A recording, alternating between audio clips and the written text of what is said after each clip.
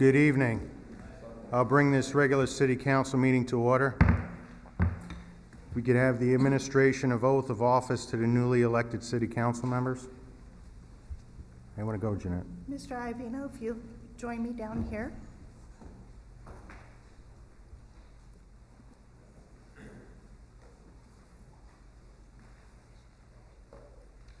Do you have family here tonight?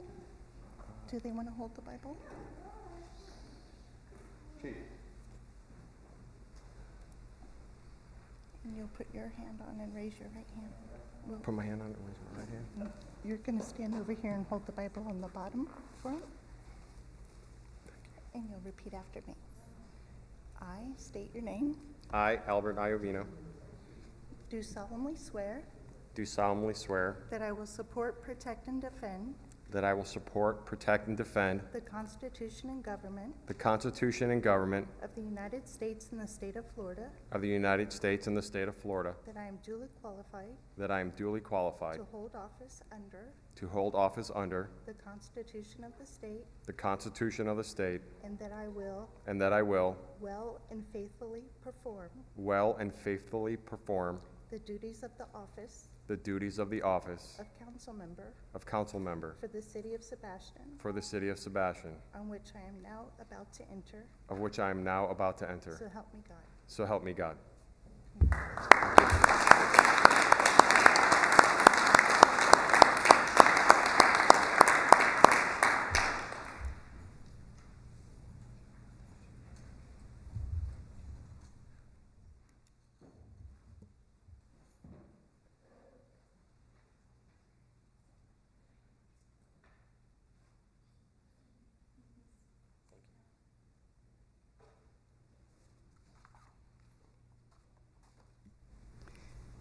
Ms. Kitchen? I'm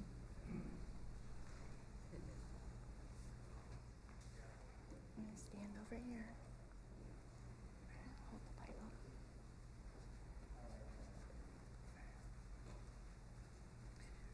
That's for me. And turn around. Get this way. There you go. Okay. I state your name. I, Linda Kinchin, Do solemnly swear do solemnly swear that I will support, protect, and defend that I will support, protect, and defend the Constitution and government the Constitution and government of the United States and state of Florida, of the United States and the state of Florida, that I am duly qualified that I am duly qualified to hold office under to hold office under the Constitution of the state, the Constitution of the state, and that I will well and faithfully perform the duties of the office of council member for the city of Sebastian, on which I am now about to enter. So help me God. So help me God. Congratulations.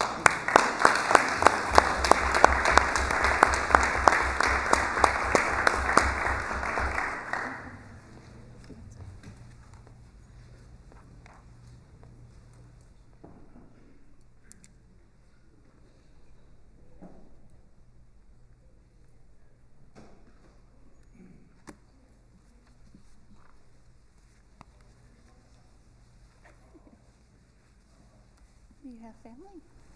No? Okay. Were you going to raise that hand? Okay. Get it together. I I, Bob McParlin, do solemnly swear do solemnly swear that I will support, protect, and defend that I will support, protect, and defend the Constitution and government the Constitution and government of the United States and the state of Florida, of the United States and the state of Florida, that I am duly qualified that I am duly qualified to hold office under to hold office under the Constitution of the state, the Constitution of the state, and that I will well and faithfully perform the duties of the office of council member for the city of Sebastian, on which I am now about to enter. So help me God. So help me God. Congratulations.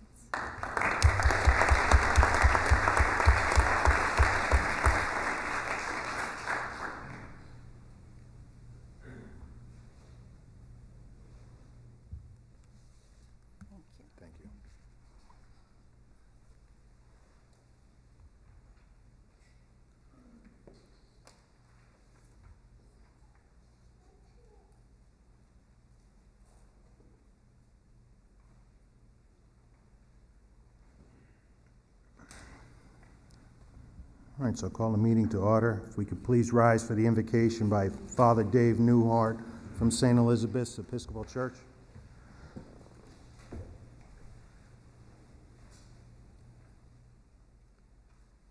What a great privilege and honor it is to be here with new council members and those that have been serving this community for so long. Let us pray. Heavenly Father, we give you thanks that you provide us with the wisdom, that you provide us with the desire to serve the people in this community. We thank you for those that were elected and those who remain on the council. Father, through this year, we ask now that you would provide them with that great wisdom, that it would not be their agendas, but that it would be in the best interest of this great community. We ask that you would bless them, that you would unite them, that you would bring them to one accord, so that we may be prosperous by your hand and by their decisions. And Lord, we ask now that you continue to pour out on us your grace, your love, and your mercy. We thank you, Lord, for those that you will touch this Thanksgiving Day. And we ask you, Lord, to help those that are without and those who are homeless during this time. We pray these things in your precious and holy name. Amen. Amen. Please remain standing for the Pledge of Allegiance. I pledge allegiance to the flag of the United States of America and to the republic for which it stands, one nation, under God, indivisible, with liberty and justice for all.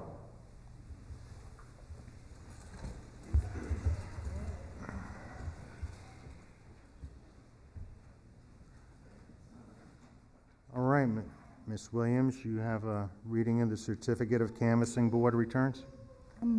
Let me just state that the following council members are present. Councilmember Dodd, Here. Councilmember Hill, Here.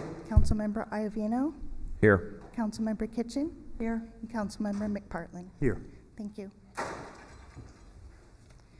This is a certificate of the Canvassing Board official returns for the City of Sebastian, Indian River County, Florida.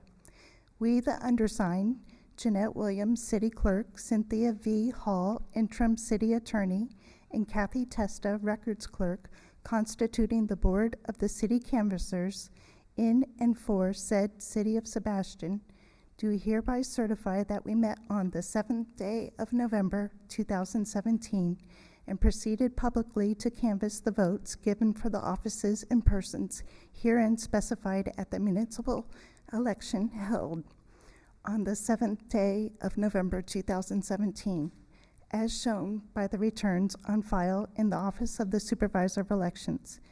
We do hereby certify from said returns as follows. For 2-year term, City Council member term, the whole number of ballots, well, it's votes, but it should be ballots, cast were 2,153, of which number the voters were to vote for up to 3 candidates. Damian Gilliams received 856 votes. Albert Iovino received 1,490 votes. Linda Kitchen received 1,581 votes. Bob McPartlin received 1,517 votes. We certify that pursuant to Section 102.112 Florida statutes, the Canvassing Board has compared the number of persons who voted with the number of ballots counted, and that the certification includes all valid votes cast in the election. Signed, Jeanette Williams, City Clerk, Canvassing Board Chairman, Cynthia V. Hall, Interim City Attorney, Canvassing Board Member, and Kathy Testa, Records Clerk, Canvassing Board Member for the City of Sebastian, November 7th, 2017. Thank you. All right, before I open it up for nominations for mayor, is there anyone from the public who has any input on who should be the mayor for the coming year? Yes, sir.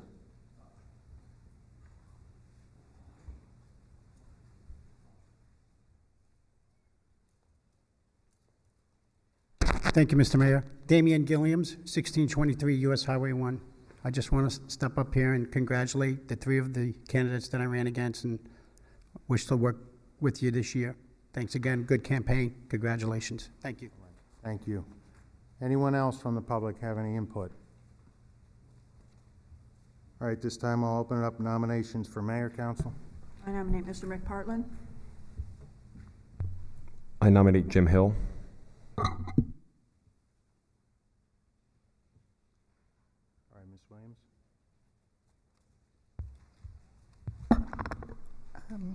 Councilmember Dodd? Hill. Well, at this point, are there any other nominations? No. Okay, so after I call your name, you tell me who you would like, either Mr. McPartlin or Mr. Hill. Hill. Oh, I'm sorry. Councilmember Hill Hill. and Councilmember Iovino Hill. and Councilmember Kitchen Mr. McPartlin. and Councilmember McPartlin. Hill. Okay. Mr. Hill, you're the new mayor.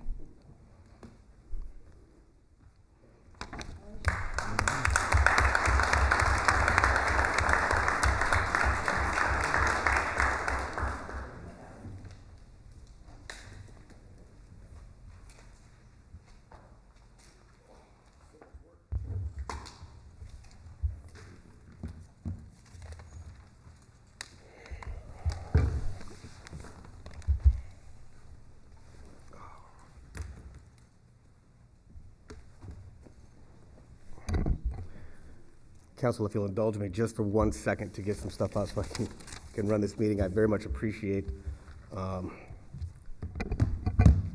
your nomination and votes today.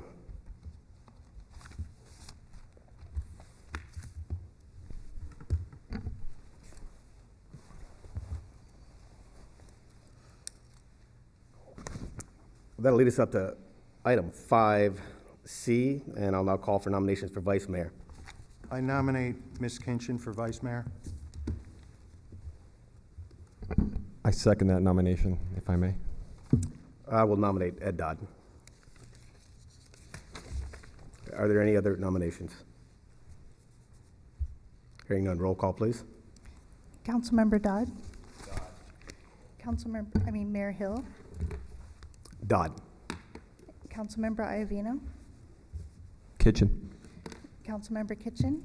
Kitchen. And Councilmember McPartlin. Ms. Kinchin. All right, thank you. Congratulations, Mr. Kinchin.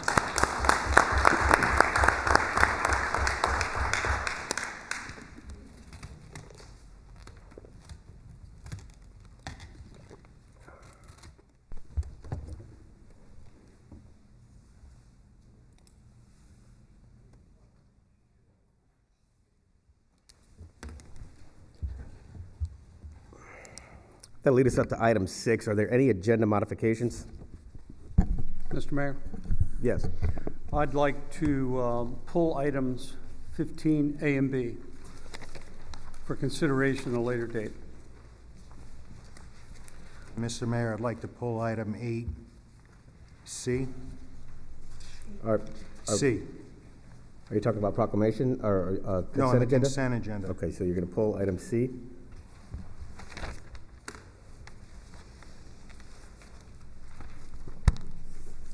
All right, so I've got, under new business, items A and B being removed. Any objections from council?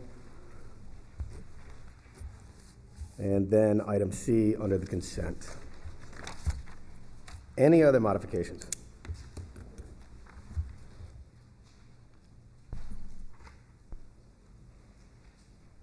All right, hearing none, we'll move on to item 7, proclamations, awards, and brief announcements. Ms. Coy.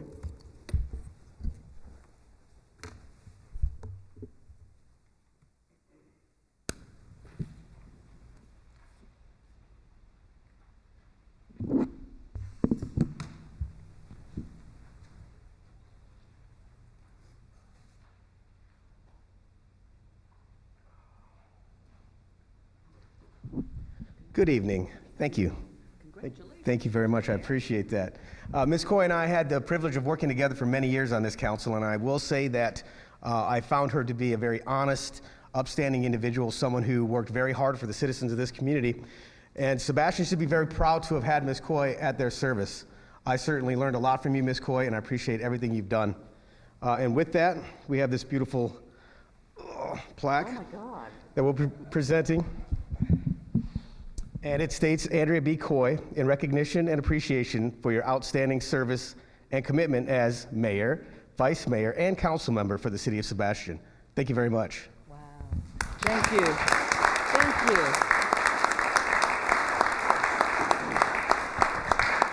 Thank you. Oh my goodness.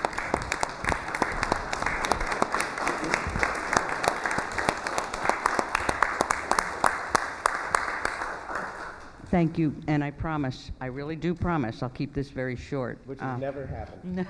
Yeah, that's true. I want to thank all of you. I want to thank the citizens of Sebastian for having the trust and faith in me to elect me 6 times. And thank you for letting me have a break and not giving me such a hard time right now. You're in great hands, Mr. Iovino. You have a hot seat over there, so look out, look out. So thank you all very much, and especially thanks city staff. I have seen 2 city managers. I have 3 city attorneys and 2 city clerks. That's a lot of staff to go through at the upper levels. So it's been a pleasure, and without good staff, nothing happens. Nothing happens. So thank you to staff. Thank you, Mr. Griffin.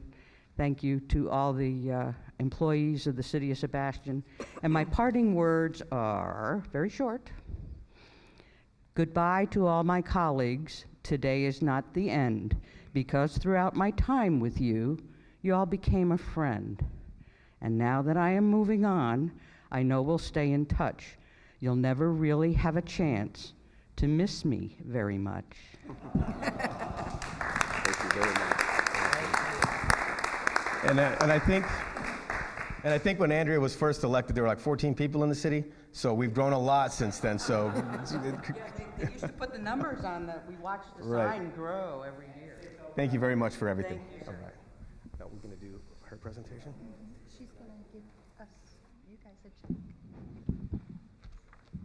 check. Ms. Coy, you're next on the agenda for a presentation.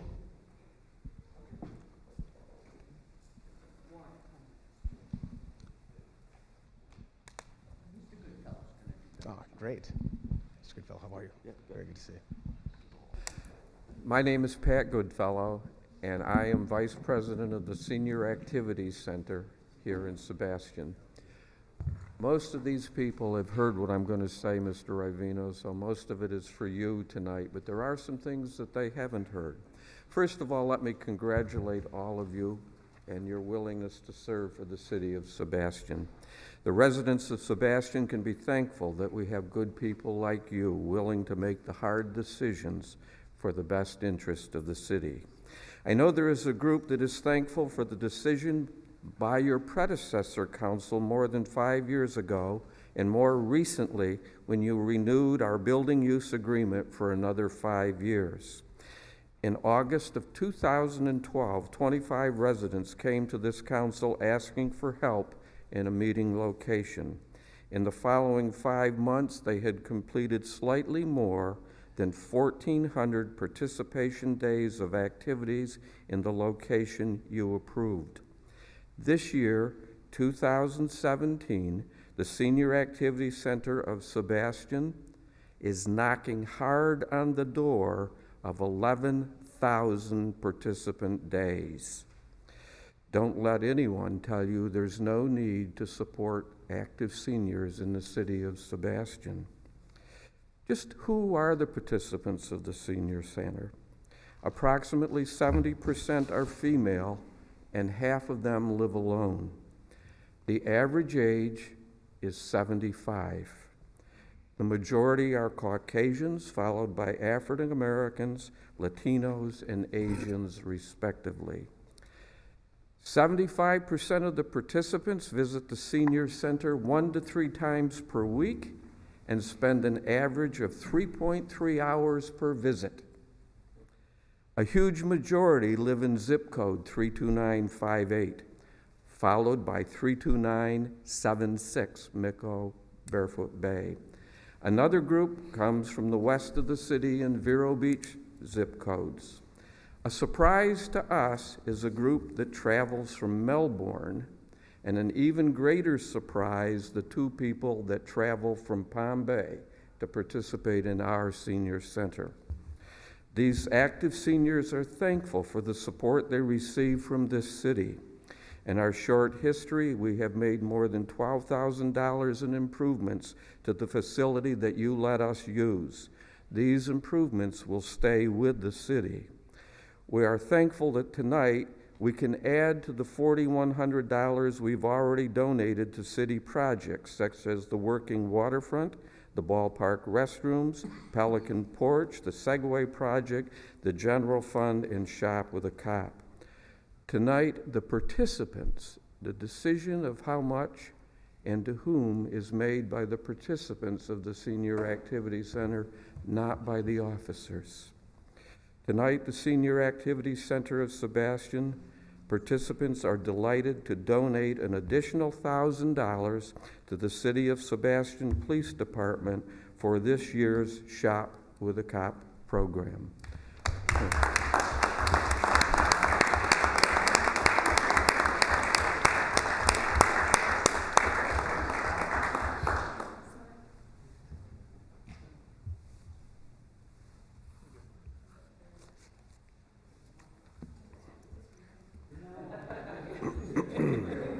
I'll take the real one.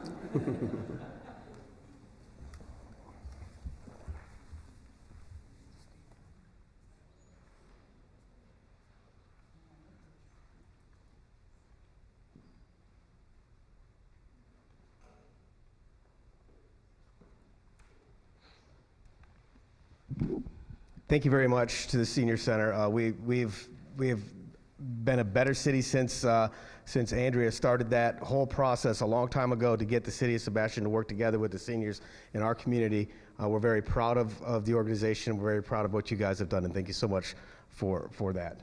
I now have a proclamation for Chief.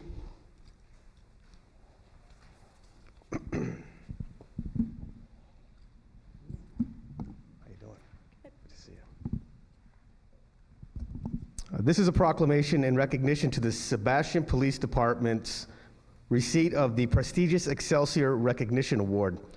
Whereas the Sebastian Police Department was reaccredited November 1st, 2017 by the Commission for Florida Law Enforcement Accreditation. In August, a 3-person team consisting of professionals from outside agencies conducted a 3-day audit and inspection, forwarding a formal report to a panel of professionals. And whereas this panel comprised of 5 police chiefs, 5 sheriffs, a judge, a county commissioner, a Florida League of Cities representative, a state agency inspector general, and state agency law enforcement chief, found the Sebastian Police Department to have met 263 standards required to be accredited. And whereas the City of Sebastian Police Department has repeatedly met those requirements with an initial and 5 reaccreditations in a row without any corrections or conditions, providing for a perfect score over the course of 15 years, qualifying them for the Excelsior status, which is the highest level of achievement a criminal justice agency can receive. And whereas Excelsior is a Latin adjective meaning higher or loftier, and used in English as an interjection with a poetic meaning of ever upward, as of November 1st, the Sebastian Police Department joins the less than 50 out of 350 law enforcement agencies in the state of Florida that have achieved this recognition. And whereas Chief Michelle Morris was the department's accreditation manager at inception, she became one of the assessors and now serves on the panel, leading the department's efforts to achieve excellence. Now, therefore, I, Jim Hill, by the virtue of the authority vested in me as mayor of the City of Sebastian, Florida, and on behalf of the Sebastian City Council, do hereby congratulate and commend Chief Michelle Morris and the civilian and sworn men and women of the Sebastian Police Department for their demonstrated level of commitment to the criminal justice profession. Thank you so much. Congratulations.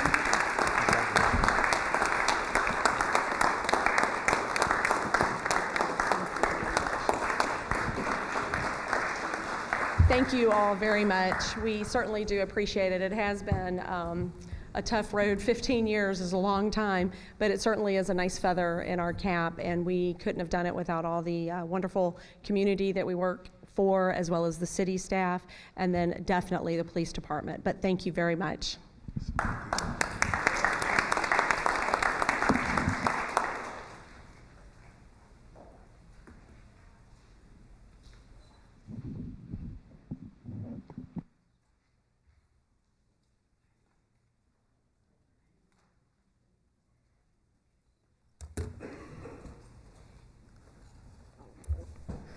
Not quite used to talking so much at these meetings. I'm going to have extra water up here.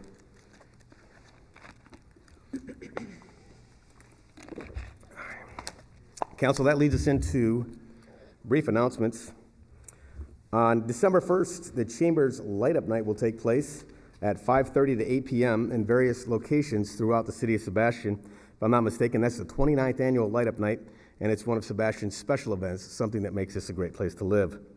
On the 2nd, the holiday parade will take place at 6 p.m. along Indian River Drive to Riverview Park. And I see we have a friend out there who will probably be talking about that parade, another one of those great events that makes Sebastian so wonderful. On December 7th, Pearl Harbor Day memorial event will be held at 12:30 p.m. at the Veterans Memorial. And on the 9th, there will be a craft club show from 10 a.m. to 3 p.m. at Riverview Park. Council, are there any more brief announcements? Hearing that, that'll move us up to our consent agenda. Councilmember McPartlin has asked to remove item C. Council, what's your pleasure on the remainder of the items? I move approval of item A, B, D through F. Second? I have a motion and a second. Roll call, please. Mayor Hill, Yes. Councilmember Iovino, Yes. Vice Mayor Kitchen, Yes. Councilmember McPartlin, Yes. Councilmember Dodd. Yes. Motion carries. Thank you.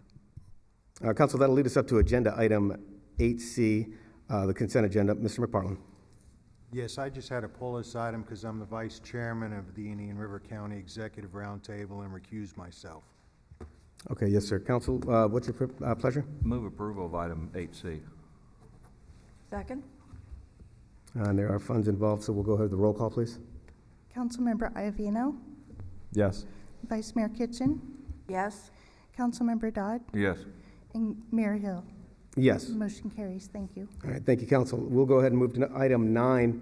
I'm going to recess the council meeting at this time, and we'll reconvene as the Community Redevelopment Agency. Roll call, please, Ms. Williams. Ms. Kitchen, Here?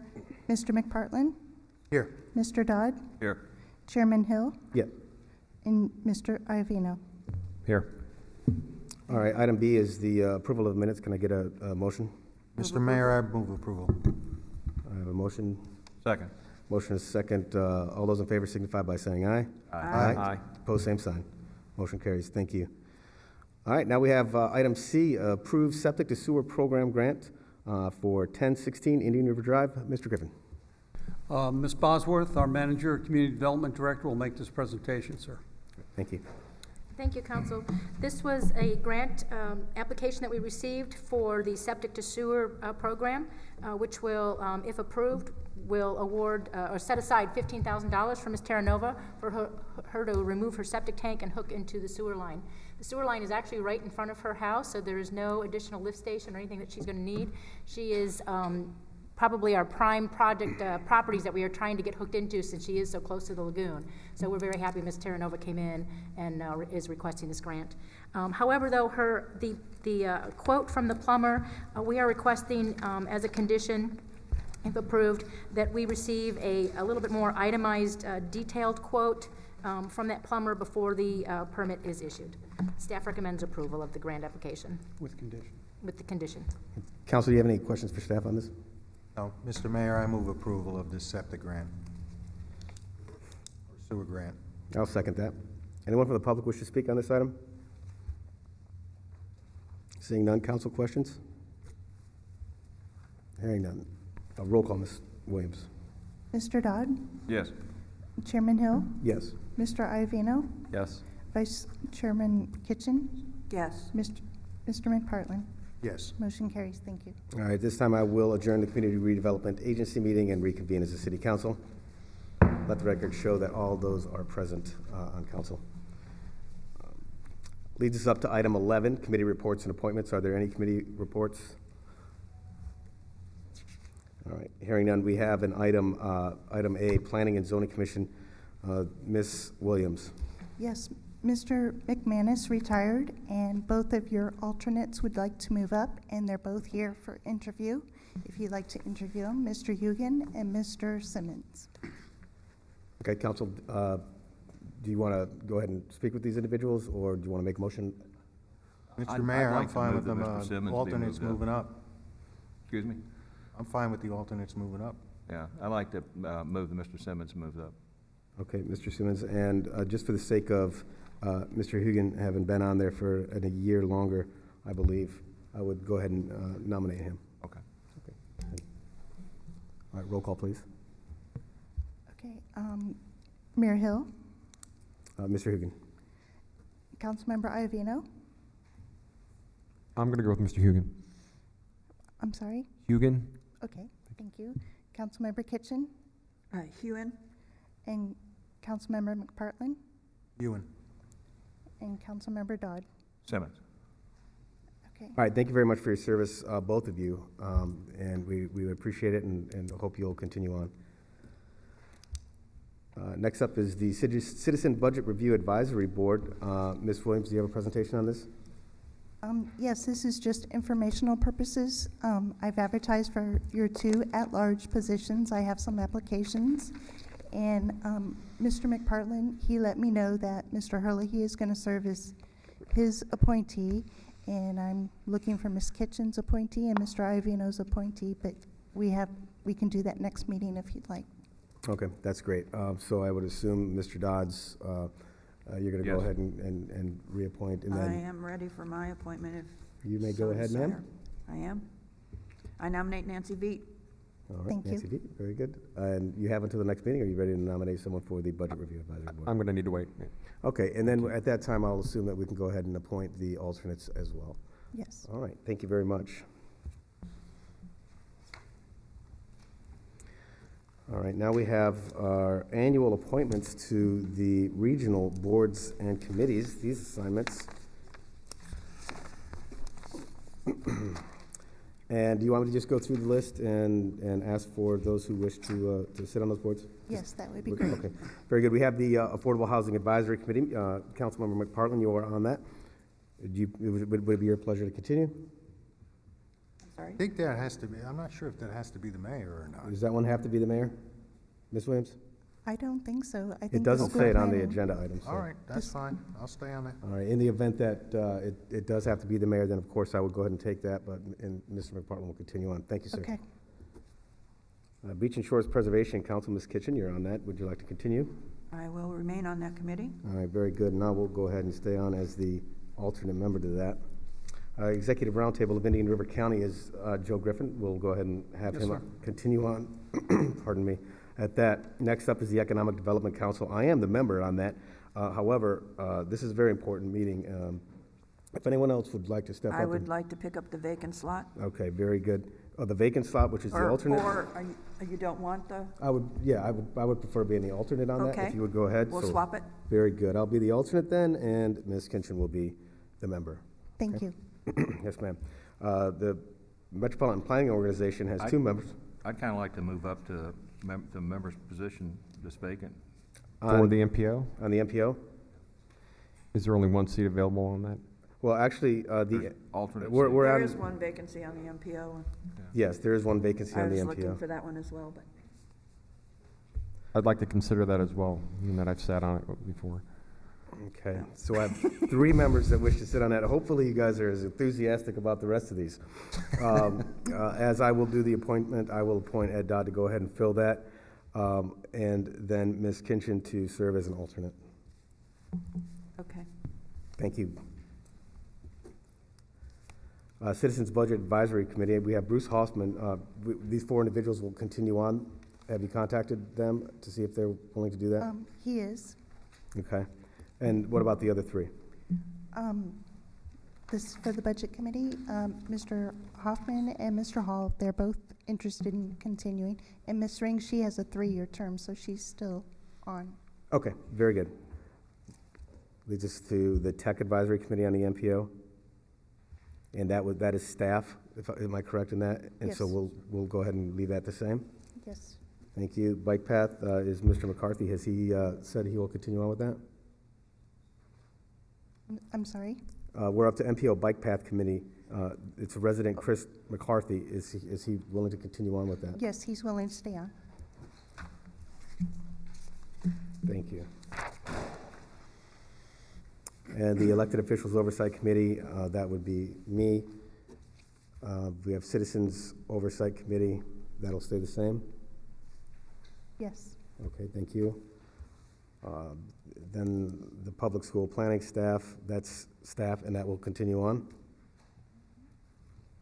I'd like to take on the chamber. You would like to take on the chamber, I would like to take on the chamber. However, I will continue on as the alternate member, and thank you for taking that on.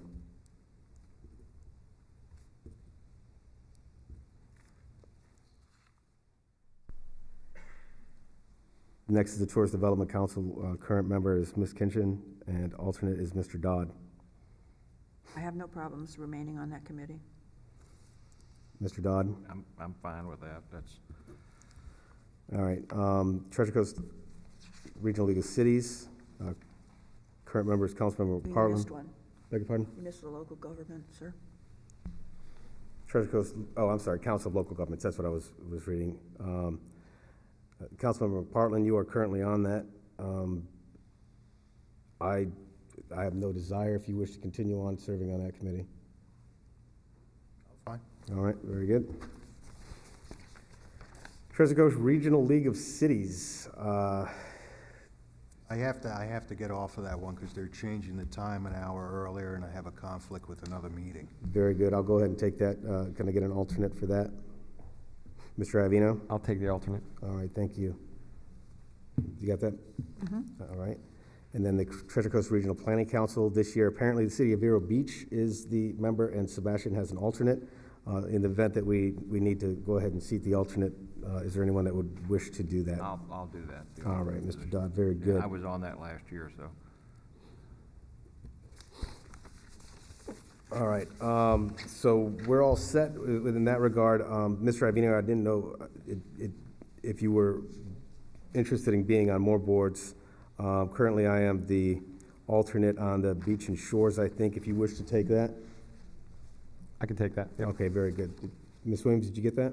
Yes, sir. All right, thank you very much. I appreciate that, Council.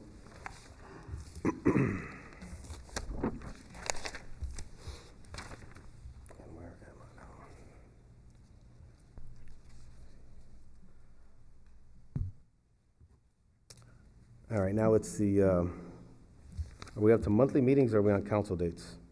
These are where you monitor the Indian River County Commission meetings, and you can go there or you can monitor on the TV or computer. Okay, who is, was it Ms. Coy that was November? She was November, yes. All right, who is this, so we don't have anyone for December? I think I was on December. Do you still want to take December? That's fine. That's fine? Yeah. Okay. So Mr. Okay, Dodd Council, if has- it's all right, then I'll just go down the line and just go December, January, February, March, April, May, June, July, August, September, October, November. Is that okay? Okay. Does that work for everyone? Yeah, I didn't get that, but that's fine. She'll tell us. I'll email She'll you let us all tomorrow. know. I'll let you know.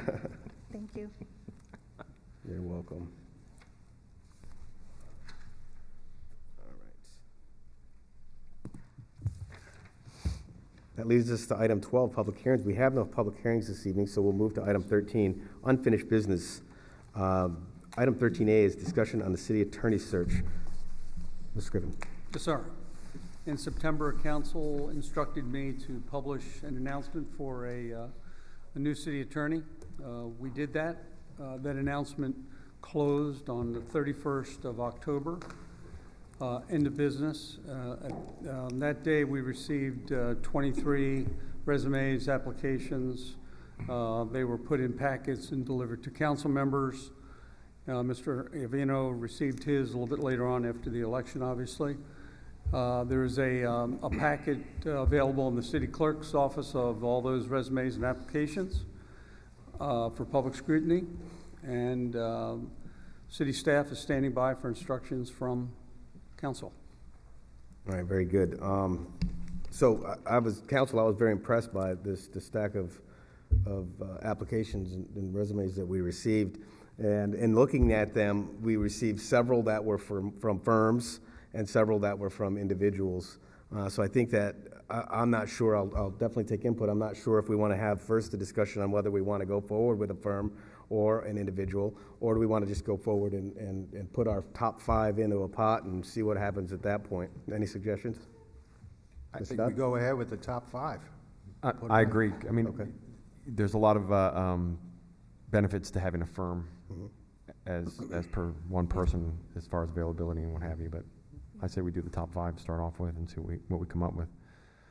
Okay, so I can't disagree with that, Mr. I agree with that. I think the issue to my mind is that knowing that there's a single voice that's going to be advising everyone and that you get a common denominator. There are some advantages to a firm, however, because typically the larger firms have people with lots of specialties in them, and so you can draw on that. And there were some firms in there that were attractive. So I'd kind of like to see us put together our top 5 and do some comparisons on that. So yeah, I can't agree.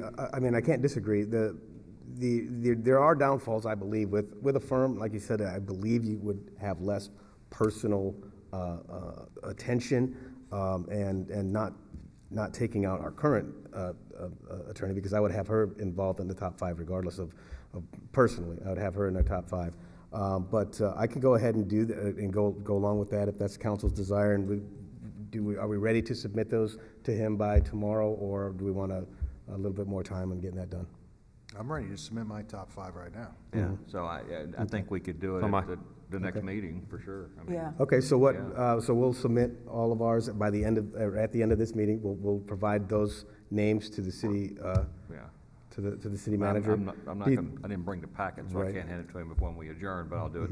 Yeah. Do you think I'm just looking for ideas. Do you think we should rate them based on top number 1 through 5, or should we just provide the 5? I think we should just bring our top 5 and then see if we agree on any between our 5s and then whittle them down from there. Yeah. Okay. Because we may all have and then 1 or 2 that are the same. Yeah. Sure. Then from a standard process, I'd kind of like to possibly individually interview, so each council member has an opportunity to ask questions individually of the candidates, the ones that we whittle it down to. Maybe there's 2 or 3 that are common, and we can focus on those, and let the council do that. And then if it might be appropriate to have an open interview session so members of the public can come in and ask questions, although there's always an issue with that if you do it, but it's something to think about.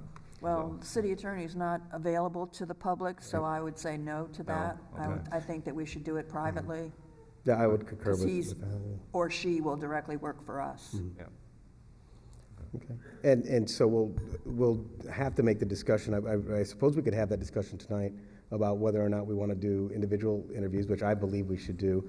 So we'll try to get everything locked in tonight, but let's go ahead and hear from the public and see if anyone from the public has any discussion on this. Yes, sir.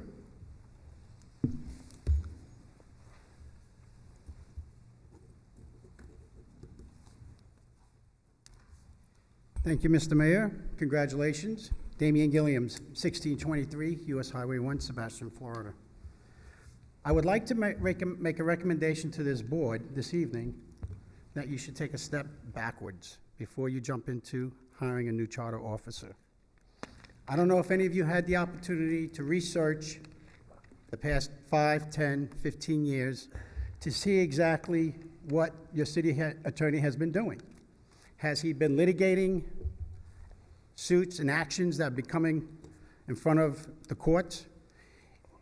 Are we getting complaints and actions and suits pertaining to slip and falls?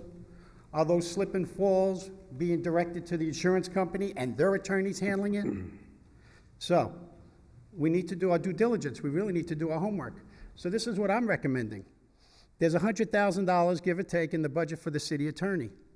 I think having a full-time city attorney, somebody who has a minimum of 5 years of municipality government experience, minimum, and I think they're out there because I reviewed all 23 applications, and I read through them, and I think you have some potential there to hire somebody from that batch. But what I think you should do is put it back out to advertise so that you get people who are interested, attorneys that are not only interested in being a full-time attorney, but also / an assistant city manager. You talked about during the campaign succession. Well, we need to be planning 5, 10, 15 years down the road. Wouldn't it be nice when eventually, I'm not rushing you out, Joe, don't get me wrong, but eventually Joe's going to retire. Wouldn't it be nice to have, and Joe's an attorney, and he's done an excellent job. Wouldn't it be nice to at least look at an attorney that's on staff already, that's been groomed, that knows the inner workings of the city, and consider them for the long-term range plans for the city of Sebastian as a city manager? Just be open-minded. That's all I'm saying. I'm not saying rush into this, because once you pick a charter officer, they're here until we find the reason to get rid of them. There is no reason to have a big law firm that's going to charge us $225 an hour, open-ended, and get stuck with big fat bills at the end of the year, and we got to keep increasing our budget, and then you got to pass it on to the consumers and the taxpayers of this community. I think after reviewing those applications, there are attorneys that want to be in municipal government, that want to get the opportunity to become an assistant city manager, and would jump at this in a heartbeat. Just think about it. Think outside the box. We don't always have to look for the best law firm that's going to sock it to us with a monthly billing of $225 an hour. There were some of them in there for less than $140 an hour, and you can probably negotiate more than that. So please be open-minded. And Mrs. Kitchen, I have to disagree with you respectfully. I'd like to be able to sit in those meetings over in the past. Excuse me, all your Yes. comments need to be They're directed directed to you. this I'm chair. just saying I respectfully disagree with Mrs. Kitchen in reference to interviewing the future charter officers of this community. Everybody, every citizen has a right to sit in individually while you guys interview them. If that individual wants to allow that person to ask questions, that's at the discretion of that council member. I had the prerogative over the years to sit in with former council members, to listen to the interview. There's nothing to hide. Everybody should have the opportunity, if they want to sit in on a particular city council member's meeting, why not? This is our community. Just be open-minded. Thank you very much, Mr. Mayor. Thank you. Anyone else from the public wish to speak on this issue? All right, seeing none. Thank you. So council, how would you like to proceed? We're already going to provide our top 5 individually to the city manager at the end of this meeting. How would you, I personally believe that individual one-on-one interviews with the candidates is important, and then potentially having a public meeting near the end. Any thoughts? Are we gonna give our top 5 like tomorrow, and then I'm gonna hear back how it Yes. looks? I believe so, yeah. Through email instead of waiting until the December meeting? Oh, I finding out? I would think I would think so. I mean, certainly we could direct staff to provide us with the information as soon as possible, so that we can prepare ourselves. And then we could, I suppose, start the process of establishing the interviews before the next meeting. Is that possible? So what I'm hearing, Mr. Mayor, is that individual members are going to submit to the city manager's office their top 5 picks, correct? That's correct. Once we get those top 5 picks, we will mesh them to see if there are any in common. So there could be 25 possibilities here. Well, let's say there's got to be some in common, so perhaps there's 15, just hypothetically. The next step would be the interview process. How does council wish to conduct that, or do I wait till the next meeting on the 13th of December to announce those picks? Because I'm pretty sure I can't contact by email. We have to deal with the Open Meetings Act here. That's got to be an open meeting. So I would have a suggestion, council, because we may feel very strongly about an individual. So if that individual doesn't make the list, then council may want to go ahead, an individual council member may want to lobby and for a certain individual if they're not on the list. So I think that the best bet would be to just have Mr. Griffin bring that list back to us at the next meeting. We can decide at that point who we wish to go forward with in the interviews. Yeah, I think that process needs to be in public. Yes, I Yeah. concur. So, and at the next meeting, we can then narrow it down to a list of hopefully 2 or 3 Sure. candidates that we then will interview. Sure. And the interviews can take place before for our January meeting, maybe the first meeting in January, if it's possible to do that. And at that point in time, we could each then provide back to the city manager our selected individual, and hopefully there'll be some continuity in that. Sure. Yeah. That sounds like a plan. Any other comments on that, I Donna? have no problem with that. Mr. Avenue? That works for me. I just want to make a suggestion that any of the applications that we're submitting, I have one individual that was suspended in Florida in 2005 and in Pennsylvania in 2003, that if we have any of those individuals like that, they just immediately be disqualified from the process. And yeah, I can't disagree with that. And I think that if there is someone that slips through, then at the next meeting, we should probably have that discussion as to why we feel that individual person should not be qualified. That might be part of the process that the city staff goes through. Mhm. On the Sure. names that we submit, it might be Right. appropriate for them to do some due diligence Mhm. on those individuals and make sure there's not something that's not in their resume that we. I think the information is available at Florida Bar, correct? If I'm not mistaken. Okay, just so I have this straight, Mr. Mayor, we are going to receive 5 selections from each council member. Correct. We will collate them. We will go through them, see if there are any common. We will affect a list. We will do a cursory background check and some other things that I'll check with the Florida Bar. I'll do some other things regarding that. We'll bring that back, that list back to council at our December 13th meeting. On that agenda transmittal, do you want it with a background biography on any of those folks, or you'll be working off those resumes and applications that we've already given you? I guess you can go from them. Yeah, I think there's a heck of a lot of information on those resumes. I mean, they're fairly substantial. Yeah, they definitely are. I'd like to see some type of background information in regards to, and for lack of a better word, arrest history or criminal background. I mean, there's minor things that you can still be arrested for and still practice law in the state of Florida. I'd like to know that, and it's public information. Our HR, we do those background checks. We do, but sorry. This is Cynthia Watson, our HR manager.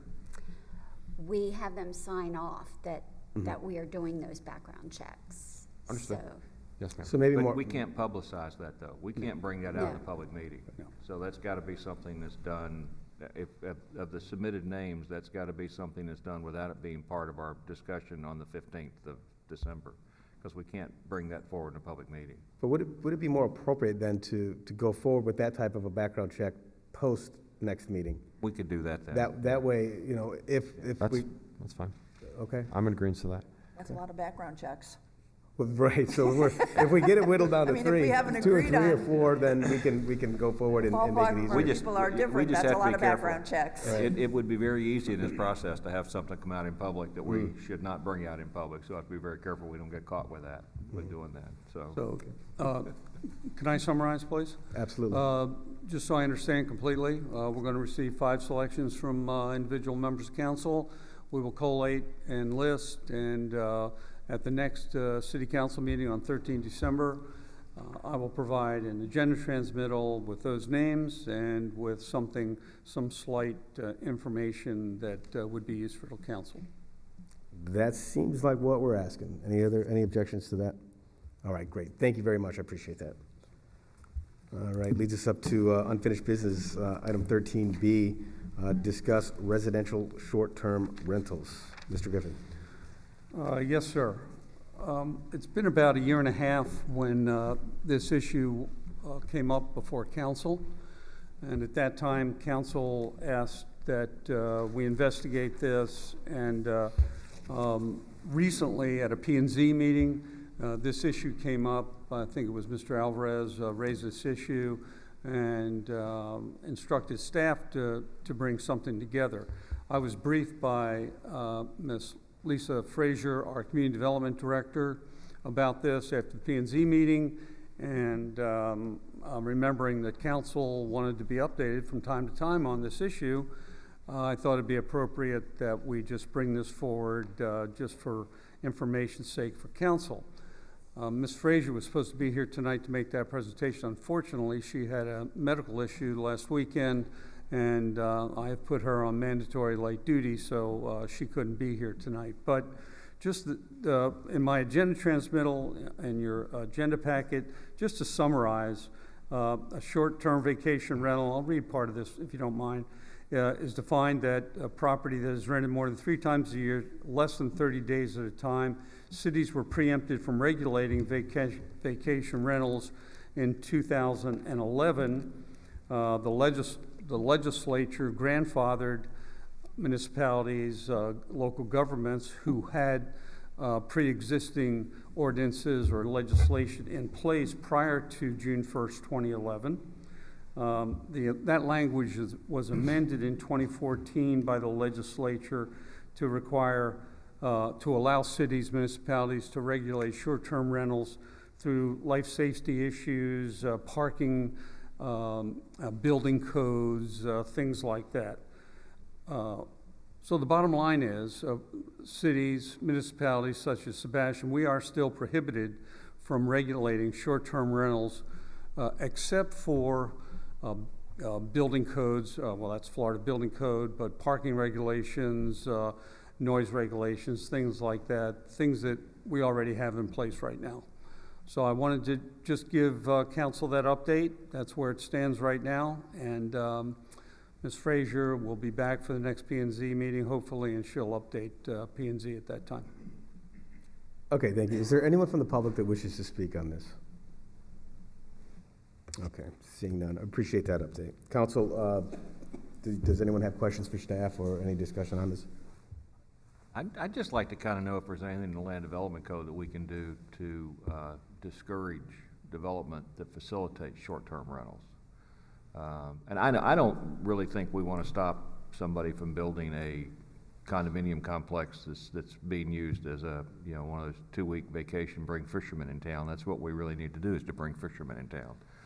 So I wouldn't want to stop that. But I don't know how we could even define that in the land development code from a short-term rental perspective. But yeah, I think everybody seems to be having more problems with short-term rental in areas where it's purely residential. Mm-hmm.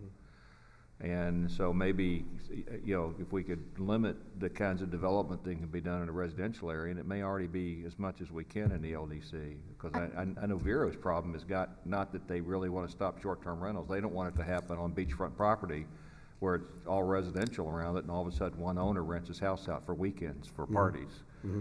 That's what they're trying to stop, and they can't do that under the state legislation now, I don't think, so maybe. Ms. Hall?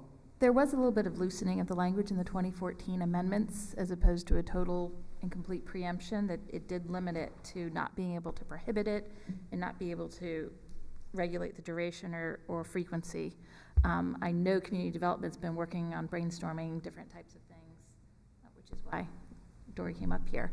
But there, you know, you may be able to, in fact, impose ordinances that do not do what is prohibited or preempted by the state law, but that may address the specific problems that such vacation rentals may cause or exacerbate. I don't know whether you have anything you'd like to throw out at this point, but. And if I'm not mistaken, those things that we can regulate are sound ordinances, so we can, so if there's a raucous party on the weekends then we can start, I guess, fining the homeowner or citing the homeowner for having excessive noise, and then continuing that process. And then the parking thing, we can't regulate it out with parking, but there are some things we can do with parking. Is that not true? I know there are specific regulations with noise under the nuisance ordinance. Parking, we require 2 parking spaces for a residential. If it's turned into a vacation rental, then the other code that we have is that all vehicles must be registered and licensed to the homeowner. But if you're a vacation rental, it's clearly not going to be the case if there is an issue with parking. So I don't know if there's area to tighten that up. One thing that we had considered in community development is does the city staff and does the city want to become the regulators of the vacation rentals? And I don't want to call it a registry, but there are a lot of these houses that are being rented from out of area property owners. And so we felt that maybe through a registry or somehow that if you were outside of a 30-foot radius of a homeowner, where then we could just pick up the phone and call you and say, we've had some code enforcement complaints regarding your vacation rental. But if you were out of state, possibly a requirement that you have to have a local property manager, so that there is somebody local that we can call, so that we're not always sending staff out to regulate and regarding noise. But then I don't know how many complaints we've had through code enforcement. I know I've had a lot of calls, can I turn my apartment into a vacation rental? So I get those kind of calls, but I'm not sure if there has been a lot of complaints through code enforcement regarding noise and parking from the vacation rentals, if we wanted to initiate something like that. Yeah, you actually answered the next question I had, because I've stayed at several of these in areas like Sanibel or other areas, and there's something from the city on the wall or something essentially licensing those properties to be vacation rentals. And I guess that would make the city or whatever the municipality that was there the regulator, like you said. And if we were to get a lot of complaints, I suppose we could go forward and do something like that. Ms. Hall?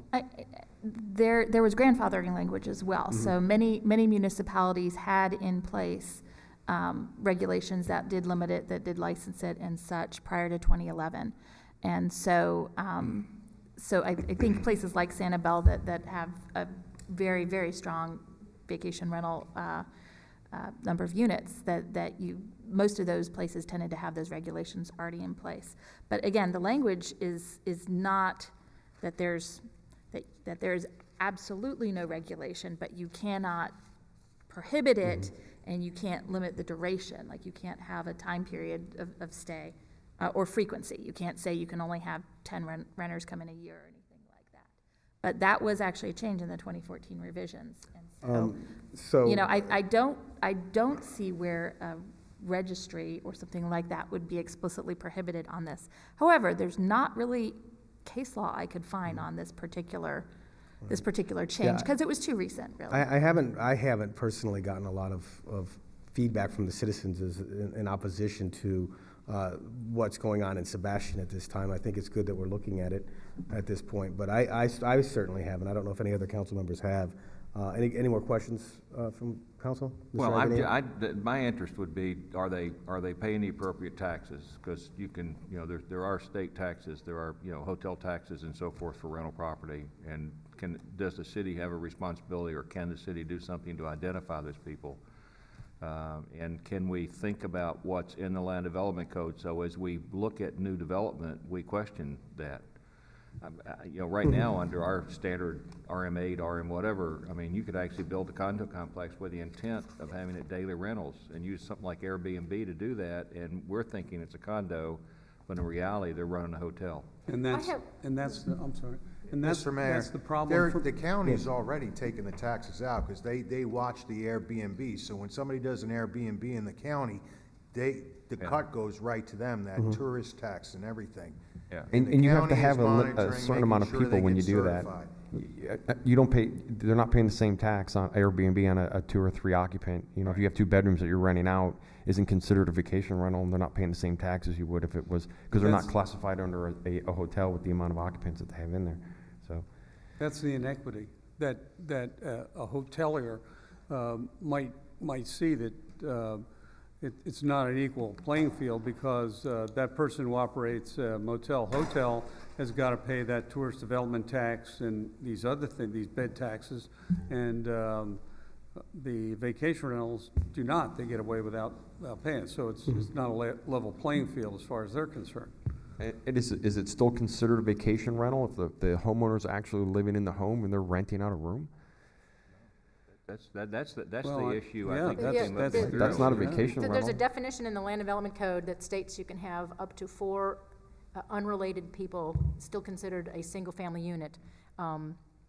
that's more if you have a single-family house and you have 4 renters or in that. So I don't know if that comes into play, whether you're homesteaded, if it's your homesteaded property and you rent it out, or if it's non-homesteaded I because think you're that not most living there. people that do the Airbnb, actually, they're homesteaded in their property, and then they just rent out their, whatever. If they have a 4-bedroom, and they're husband and wife, they rent out 3 bedrooms, that's not a vacation rental, as far as my knowledge is.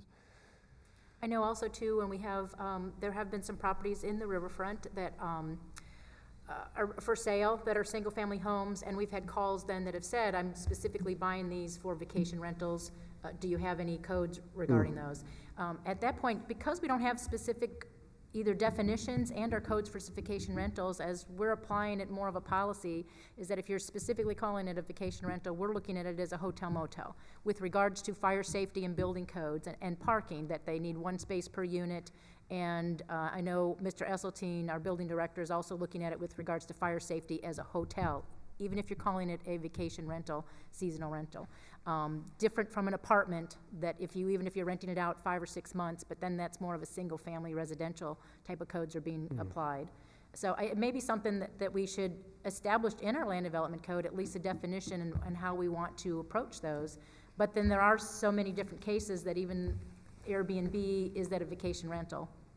And I you're still just at the think it'd house. be appropriate to look at the land development code as to whether there's any modifications that need to be done preemptively to address this. And if there are, then take them through the process to P&Z and forward. And it seems to me, if Ms. McParland said that the county's getting a piece from the Airbnb, then would there be a way to potentially do the same from the city standpoint? If that Oh, yeah. facility is in the city of Sebastian, would we be able to go ahead and figure out a way to get a piece of that as well? Because the hotel owners are paying big time taxes. They're paying their bed tax. They're paying big time taxes, and I suppose they're probably the ones who are most upset with the Airbnb and the vacation rentals. Well, that was a question that I'm not sure if the city attorney can jump in on, is that the tax collector is the county, though. So can the county apply their ordinance to Sebastian properties? And that hotel tax is a state tax. Yeah. So does the city become a tax collector if we impose the collection of the tax? Or should that be covered by the county? The county collects our tax too, don't they? Yes, they so do. The they county collect- collects it, and I think part of the issue is, the sales and use tax, which is on any commercial rental or residential rental, I think less than a year, maybe less than 6 months, I don't recall off the top of my head, versus the actual bed tax, which is a different tax. Sure. For shorter term stays. And which one is being collected, I don't know, because that's not really a city function to collect that. I think it would be certainly good to look into, because I'm not someone who's interested in raising taxes or generating more revenues, but the fairness aspect of it, I think, is something that we should potentially look at, Council. I agree with that. Yeah, I think we need more information. I'm not in favor of these at all in the residential areas. Okay.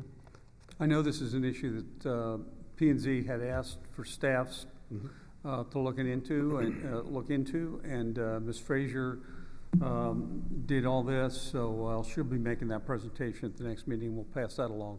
Okay. Great. Well, what it seems like is the state has tied our hands and not allowing us to do much at all about it, but it seems like we should do what it is we can possibly do. And I will add that there are some municipalities that have recently enacted registries and similar types of requirements. Again, whether that would stand up to legal scrutiny or anything like that, I'm not entirely sure, but we can do a survey of what some other municipalities have done or something like that.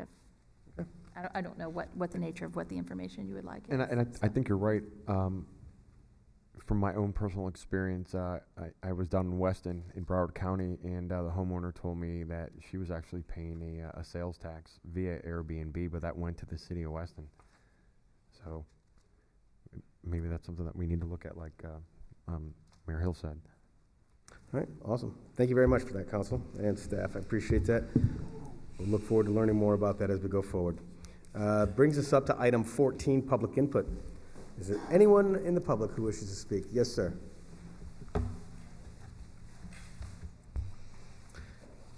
This will be on any issue other than what is currently on our agenda.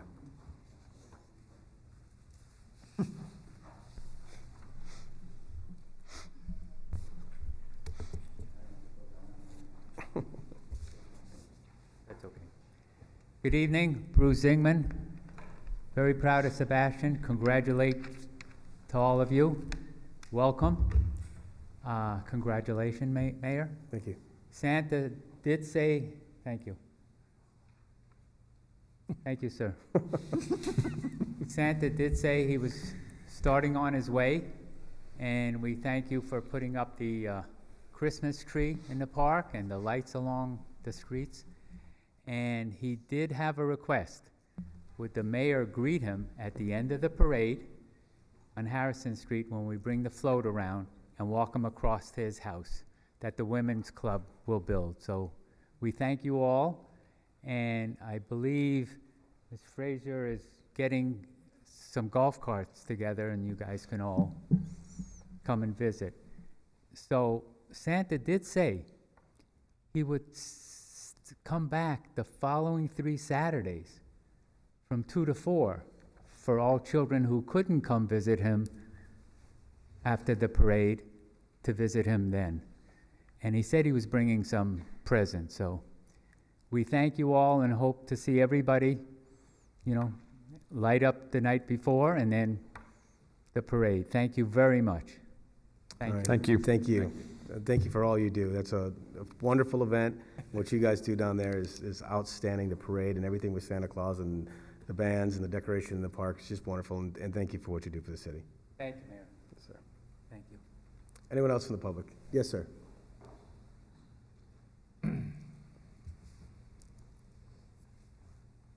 Good evening. Bill Simmons, 509 Droughty Way, here in Sebastian. I'm not for sure whose responsibility it is for street lighting, but I think in the Highlands here, there's a number of streets that have a lot of dark places in it. And again, I'm not for sure who to speak to regarding the lighting, but some of the streets I've noticed, like from here to 512 going down Easy Street, that streets that run across. Yeah, I believe FPL is the ones that are responsible for our street lighting, and I believe you can put in a request if there is an area that is dark through the city manager. If you could get in touch with the city manager, he'll give you his card right now. Give him a call and he'll put you in touch with the right people, or he'll help you. Okay, so there's no code, there's nothing that addresses street lighting? Just whatever FP&L wants, or? Each pole has a number, and we'll get the number. I'll get the addresses. I'll try to get the locations. We rely on citizens to make these reports. I think I beg your pardon. I think the question is, how do they get new poles installed because of the darkness? Is that correct, or is it just that is one of the corrects? Yeah. I mean, I happen to say that because my house is dark. It's like, Sure. Yeah, I would suggest getting with the city manager. He'll help you get with the right people. FPL are the ones who do the installation and the changing of the lights, and it's their responsibility. So if you get with the city manager, he'll put you in touch with the right people. Okay, I just wondered who made the decision as to where lighting goes. So, okay, thank you. Thank you. Anyone else from the public? Yes, sir.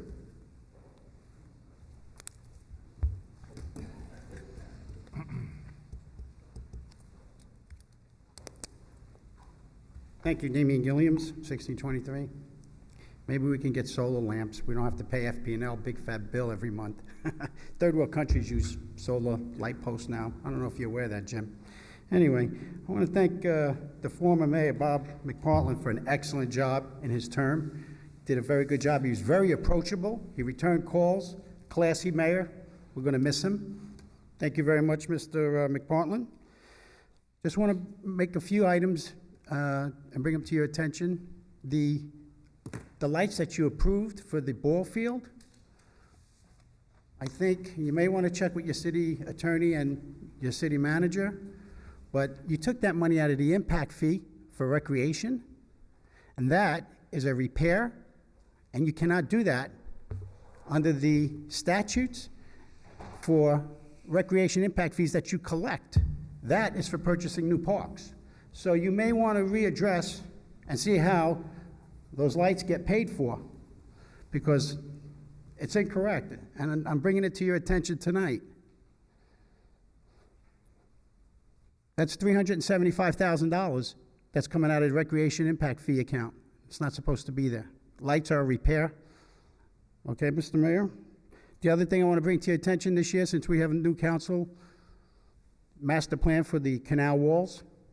We've been talking about it. You did it on one side of the Highlands. You cannot discriminate against the other side.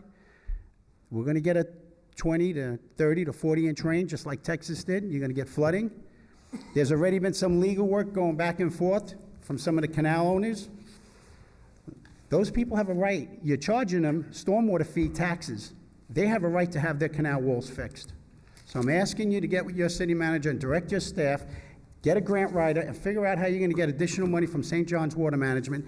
I know it's a big project. It's not going to be done overnight, and I know you have to set aside a lot of money, but it's got to get done, and we need to start on a 5, 10, maybe a 15-year plan. As well as the spraying of the chemicals. That's got to stop. We've got to look into that. And if we have to hire an outside firm to come in and tell us what you're spraying and be very specific, people are getting sick. You're going to open us up for more problems down the road. Gentleman already came in, put you on notice that he's been sick and he has to leave the area.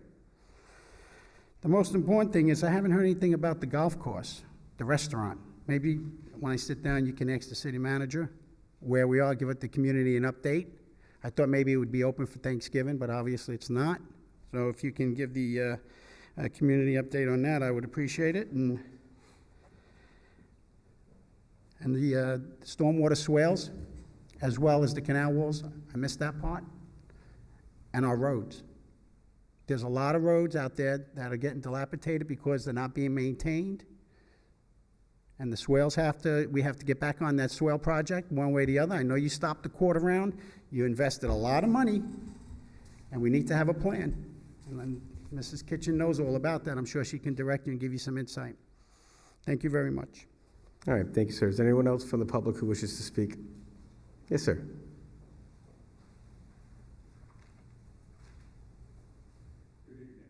Good evening. I'm Alan Wahlberg, 124 Pelican Island Place. This is my neighbor, Mark.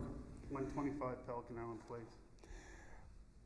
We're concerned about the drainage system in our area. Every time it rains, the street is flooding.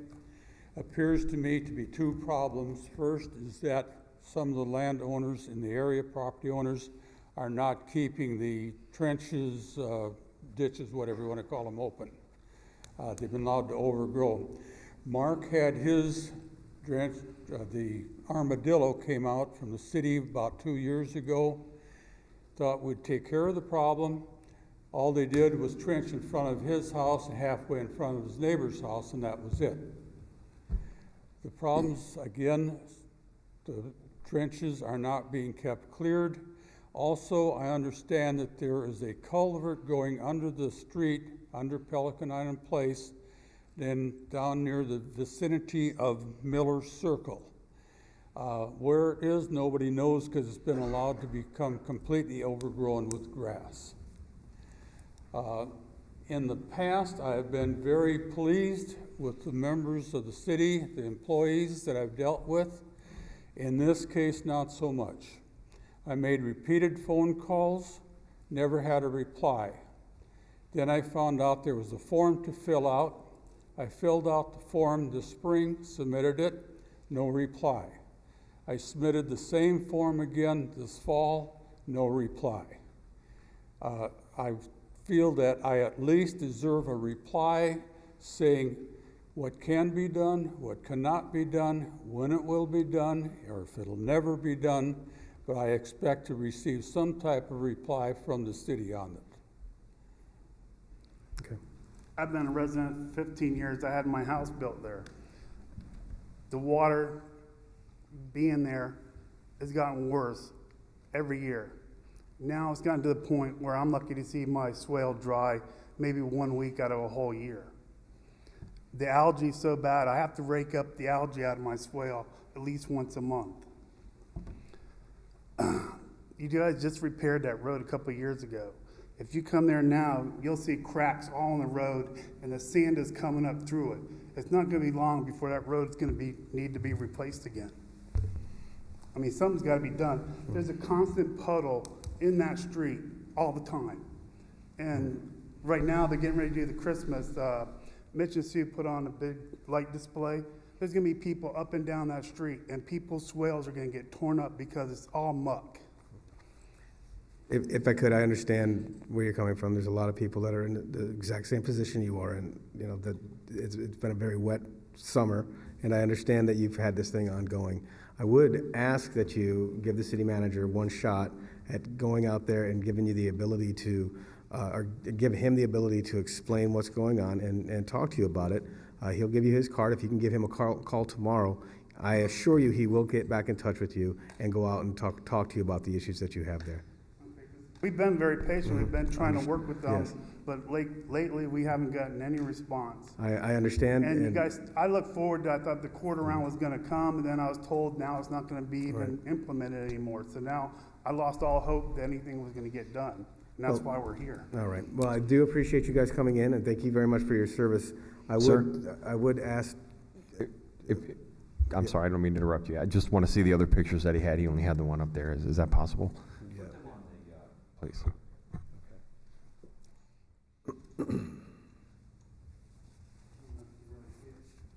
Yeah, I mean, That's completely flooded, that Yeah. street.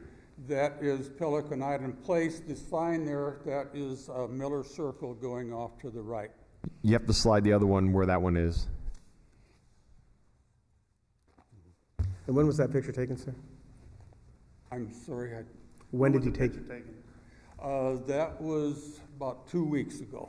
Okay. Is that your home with the truck in the driveway there? Or? I was standing in front of my home Okay. taking it. One of the homes is Mark's, and the other home is to the other side of him. My house.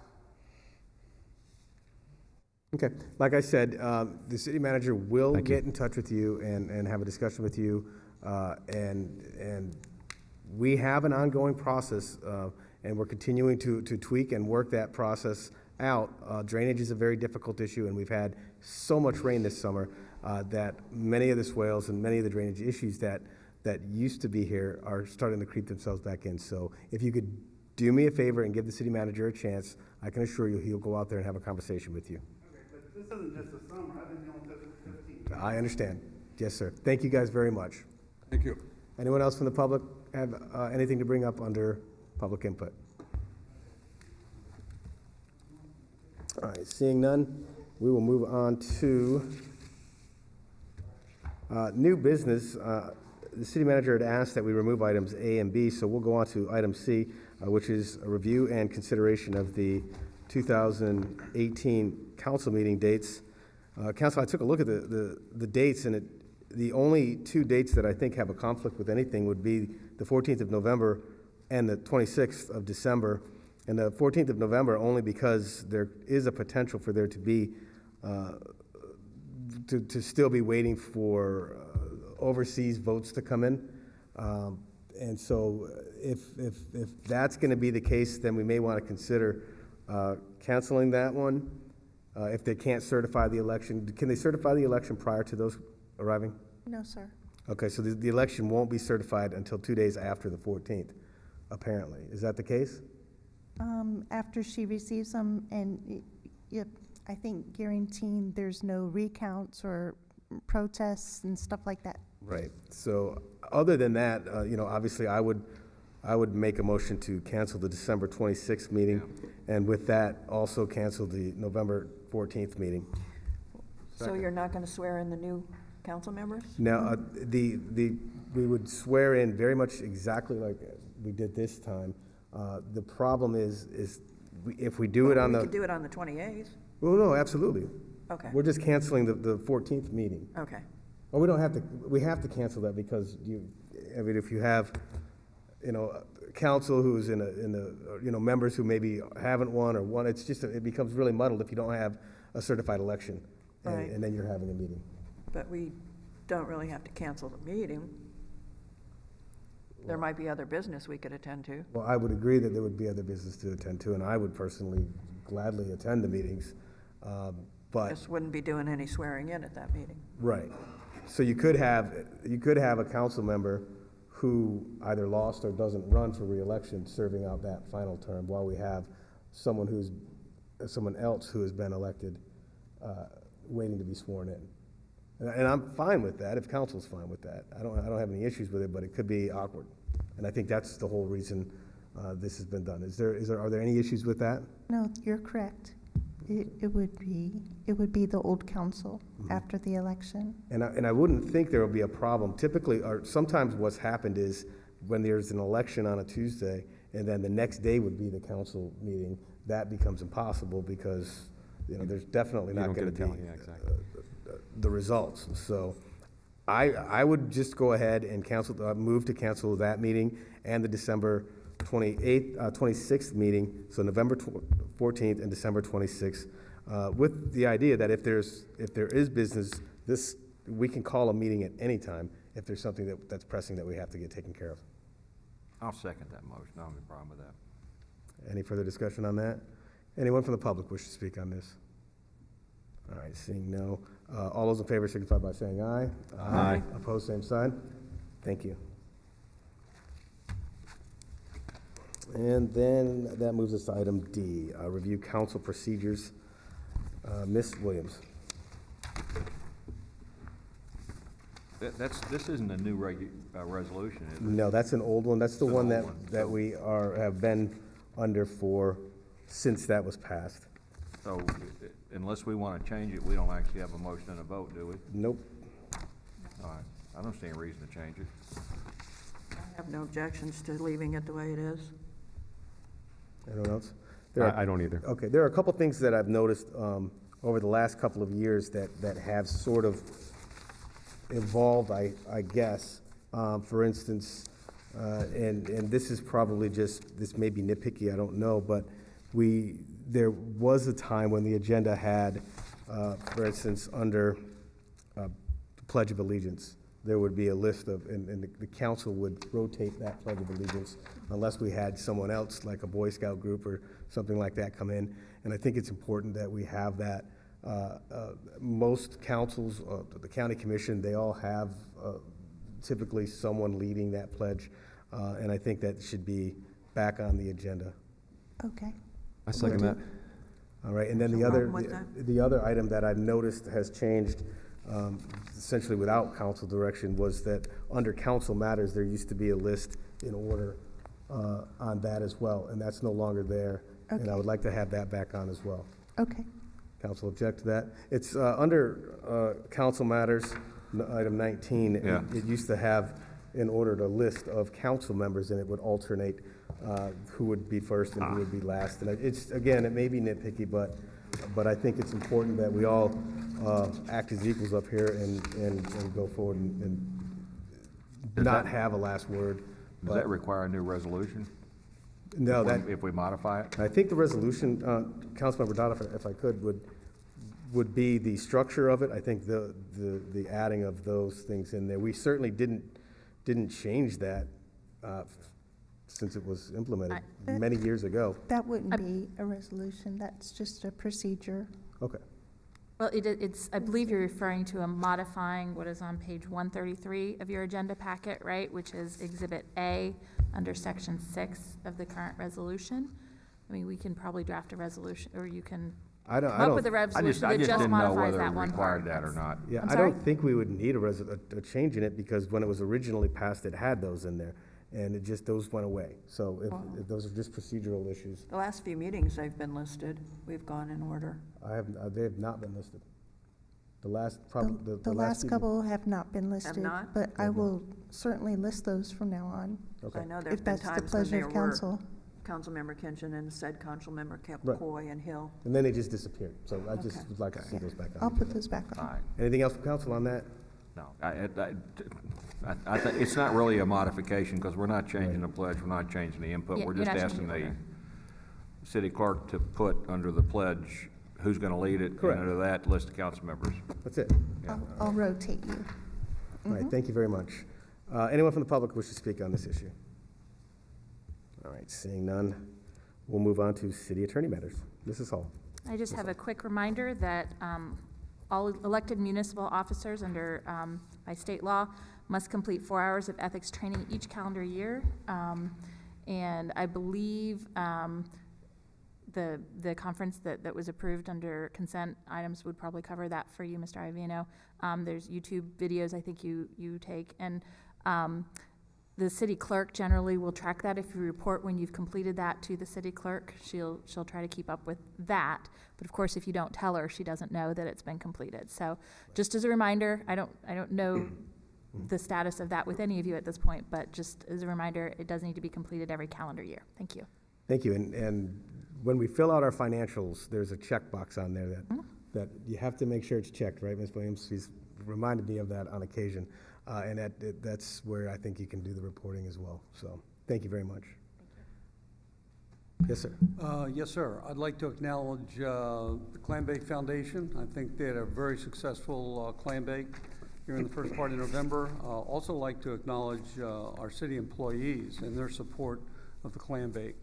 Thanks to each and every one of them. Did a great job. The park was cleaned up in very short order due to their efforts, so thank you very much. That's all I have, sir. All right. Thank you very much. Ms. Williams. Nothing tonight, thank you. All right. Thank you. Brings us up to council matters. Councilmember McParland. Nothing, just have a happy and safe Thanksgiving. Enjoy the long weekend. All right. Thank you. Ms. Kitchen.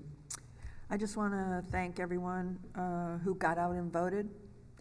We appreciate it very much, and also have a safe holiday, and be sure you come out for the Christmas parade and the light-up night.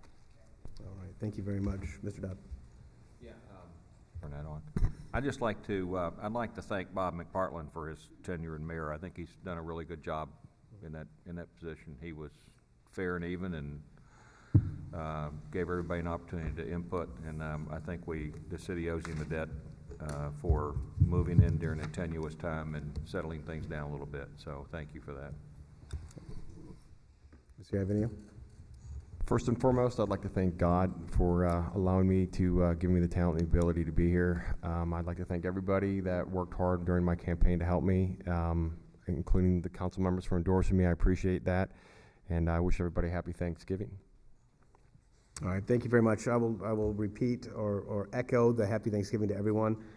Sebastian is a wonderful place, and we have a lot of great things coming up with the light up night and with the parade and the festivities that we have in the park. It makes you feel like you're at home, and sort of the whole Mayberry thing is talked about a lot. But Sebastian is a very, very special place. I'm very proud to be able to serve the citizens of this great community, and I thank the council members for allowing me to chair these meetings and this board. Happy Thanksgiving to everyone, and we'll see you next month. We are adjourned.